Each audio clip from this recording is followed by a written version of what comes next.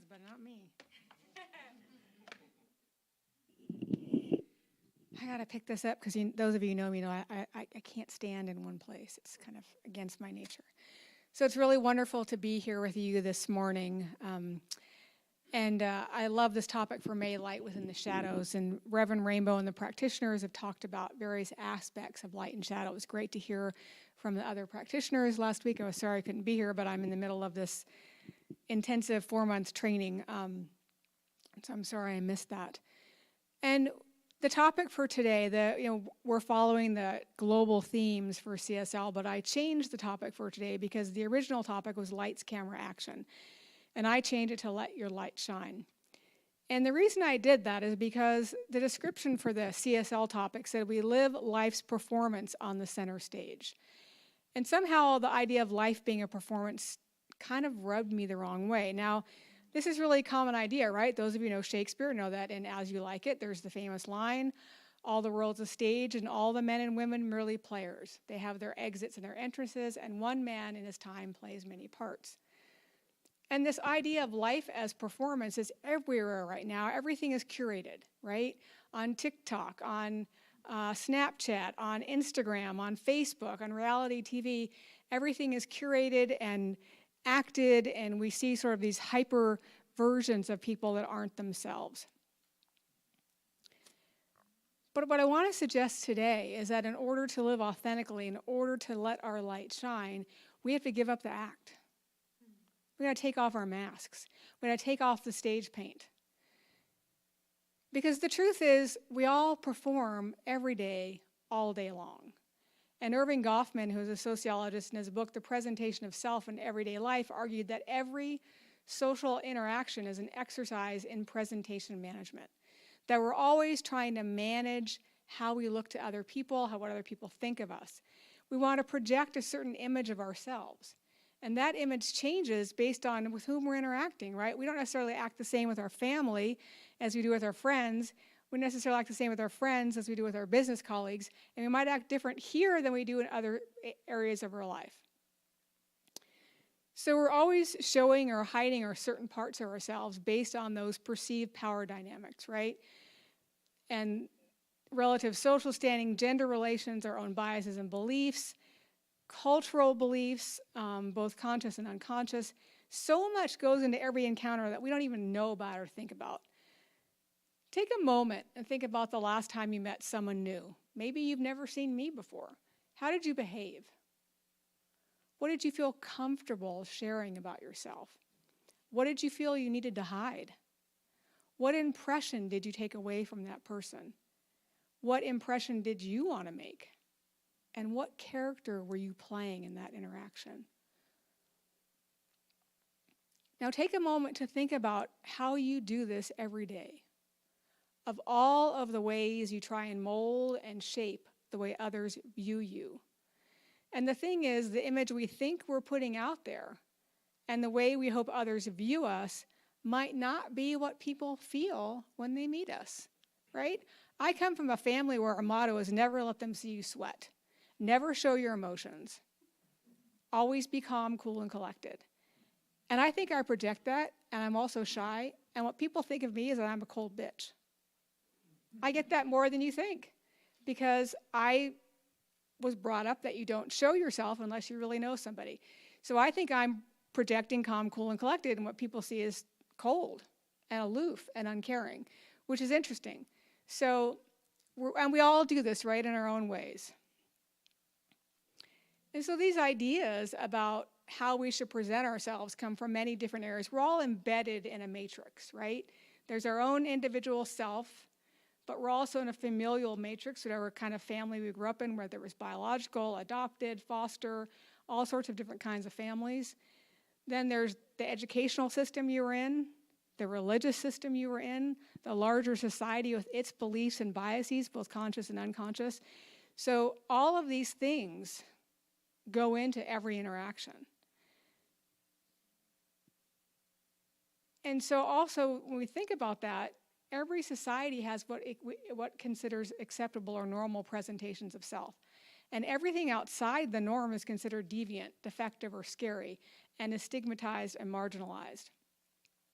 I'm taking this training right now. One of the things we're talking about is the difference between coaching, which I do, and therapy, which I don't do and I'm not licensed to do. But one of the things we talked about is that part of what happens in therapy is you learn how to be normal.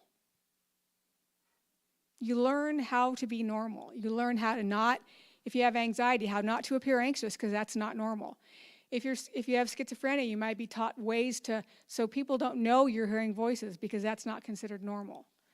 So part of therapy is to make you fit into this narrow window of what's normal, rather than celebrating who you are and how you are, which is really interesting to think about. So even the place where we're supposed to get helped, we're being helped to fit into a very narrow window of what's normal. So again, I want to invite you to do a little thought experiment. Be honest. No one's going to know what you're thinking. I'm not going to ask you to share out loud. But just take a moment and imagine you're walking down Main Street in Lexington, and you see someone coming towards you. Their clothes are stained. Their hair is matted.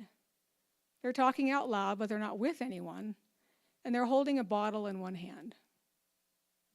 What's the first feeling you had? What's the thought that followed that? Also notice what gender you made this person, because I didn't mention it. What skin color did you give them? What age, what ethnicity? What assumptions did you make? What was in that bottle? This is what we do to each other every day.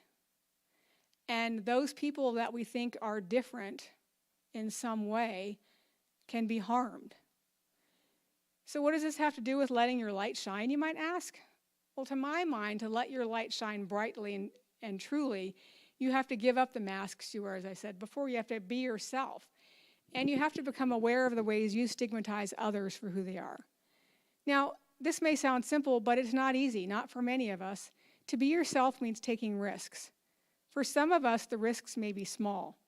For others, the risks may be great. And for some, being who they are can mean the threat of great harm or even death. So this isn't a light topic. And think about this, just recent examples, right? In Kentucky, we're trying to legislate transgender people out of existence.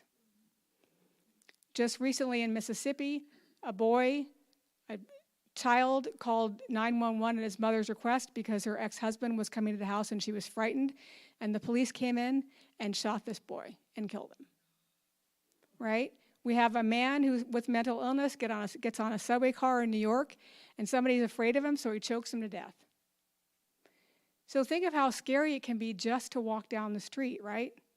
We can think of what happened in Louisville, where a woman was asleep in her bed and she was killed by police. So this is happening all the time, where people die just because of who they are. And so we have to think about, how do we participate in that? Right? It is not about blame. It's about recognizing the ways that we participate in this. And so we have to think about what it means to really let our light shine. And we think of it, we want it to shine brightly, but we also don't want to dim the light of others or to leave others in the shadows. So how can we do this? One is by being authentic and vulnerable when it's safe, and by being a safe place for others to be who they are. We can create a safe space for others to be who they are. When we can do that, then we're truly letting our light shine and illuminating that which is precious, beautiful, and rare. It's like the last stanza from the poem Lauren read. It all comes down to this. In our imperfect world, we are meant to repair and stitch together what beauty there is. Stitch it with compassion and wire. See how everything we have made gathers the light inside itself and overflows. How can you overflow your light and spread it to others? It makes me think of the rules of improv, which is something I do on the side, which I love. And I know improv is spontaneous. You might think, why are there rules? But there are. In improvisational comedy, we create scenes or sketches based on a suggestion from the audience. And everything's made up on the spot. We don't know what's going to happen. Sometimes it's great, sometimes it's awful, but the good thing is you never have to see it again. If it's great, you never see it again. If it's awful, you never see it again, right? So there are some rules, and really these rules are intended to foster collaboration and a sense of helping team members work together. And the first is the idea you probably heard, yes and. which is simply this, that whatever reality your scene partner has created, you support that reality. That's the yes part. And then you add to that reality in a meaningful way, giving a gift back. That's the and part. So for instance, if your scene partner starts the scene by saying, Rhonda, I can't believe you've got another flat tire, and you say, Tammy, we don't have a flat tire, we're not even in a car, then you have not supported that reality, right? You've no-butted rather than yes-anded, and that instantly kills the scene.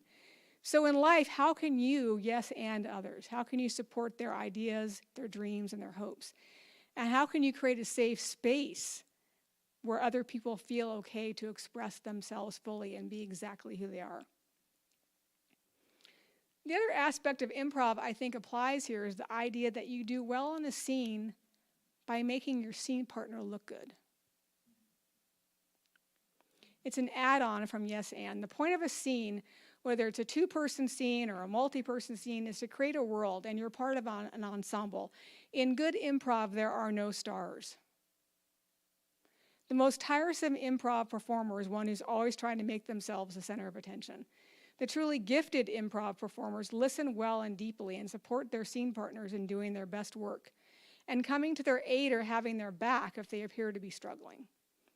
This is like life as well. When we think of letting our light shine, we shine it most brightly when we light the way for others and let them walk their own path, when we're there to support them and have their back when things are tough. When we get out of our own way, when we let go of our need to be right, to judge, to criticize, we can begin to create that place of safety. Have you ever met someone you're drawn to because you can sense their goodness, their kindness, their acceptance?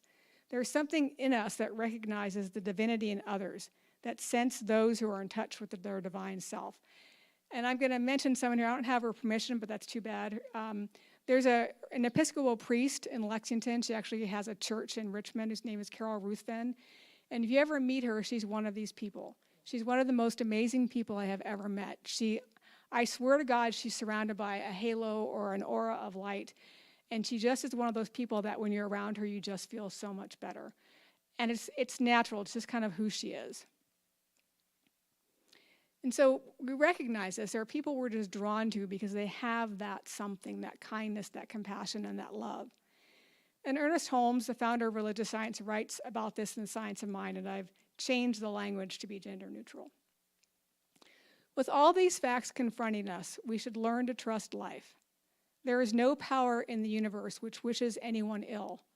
Life is good and the universe is good. Why not accept this and begin to live? No person needs prepare to meet the divine. We are meeting it every day and each hour in the day. We are the divine in the rising sun, in the flowing stream and the budding rose, in the joy of friendship and love, and in the silence of our own soul. When we meet each other, do we not feel that subtle presence which flows through all things and gives light and color to our everyday experience? In our own souls, in the silent processes of thought and understanding, do we not sense another presence? There is something divine about us which we have overlooked. There is more to us than we realize.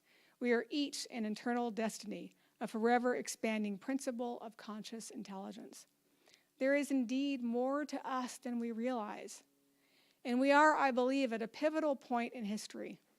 In the United States and across the planet, there is a struggle between the ideas of more freedom and more individual rights, and less freedom and rights accruing only to the few. There is a struggle for what it means to be human, for how to treat others, human and non-human. There's a struggle for how we treat our water, our air, our soil.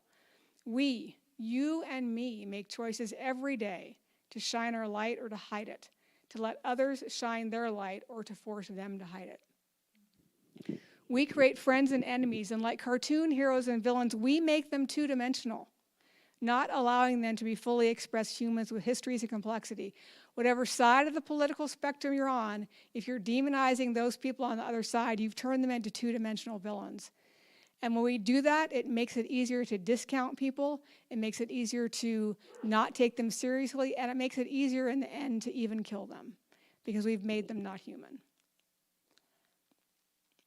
So it's something to think about. How do we choose to see other people?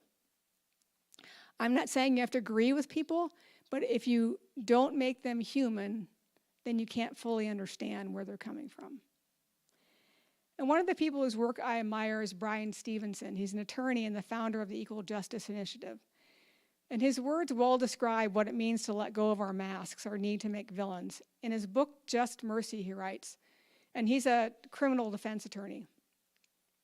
Proximity has taught me some basic and humbling truths, including this vital lesson. Each of us is more than the worst thing we've ever done.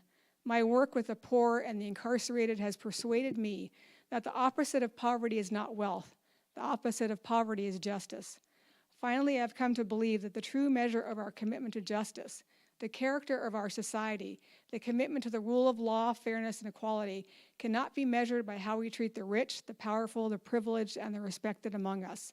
The true measure of our character is how we treat the poor, the disfavored, the accused, the incarcerated, and the condemned. Is there room in your heart to reach beyond your conditioned tendencies and love others enough to allow their light to shine brightly? Can you let your own light shine brightly without needing to diminish the light of others?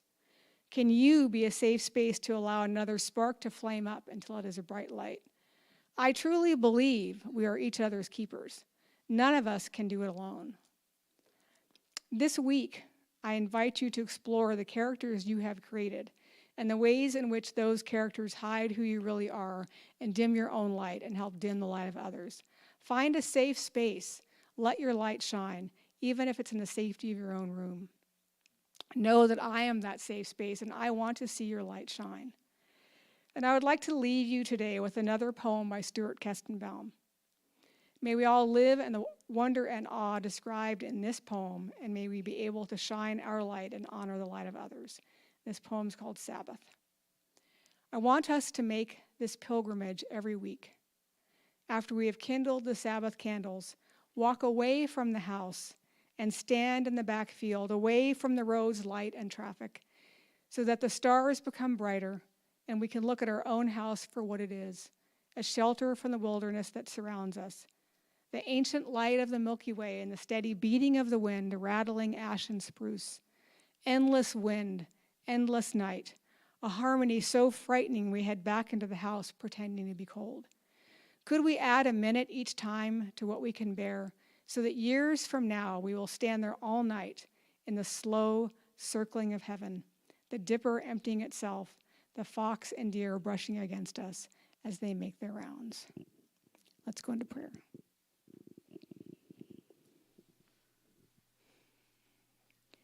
So just take that moment to anchor in, to breathe and know that there is only oneness, one life, one power, one presence, one divine essence that is in, through, and as all there is. One light that shines through everything. One infinite creative impulse, changeless yet ever-changing. And in this moment, I know that creative impulse, that universal cosmic isness as love, as compassion, as joy, as beauty, as creativity, as freedom, knowing that whatever is the truth of the one is the truth of me, is the truth of every beloved hearing the sound of my voice. For each of these beloveds is simply that presence of the one, that divine essence personified. And so knowing that I speak this word of this community, I speak it knowing that there is a great light that shines. A light that shines in each one of us that will not be diminished by any human condition, for that light is the infinite, eternal light of goodness that cannot be blown out, squashed, or taken away. And as I know that we each are that light, I know that light spreads out to the community and beyond, that light shines through the world, for there is that within us that yearns to be free, to love, to be compassionate. And I affirm and claim that we each release that love, that compassion, that beauty into the world, that we each become a place of safety, of light, of life. For that is all there is. And I declare and know in this moment that there is only goodness in this place. There is only abundance, there is only love, only freedom, that anything else that is different than that pales in comparison. I absolutely know this. And so for speaking this word, for knowing these truths, I give heartfelt thanks.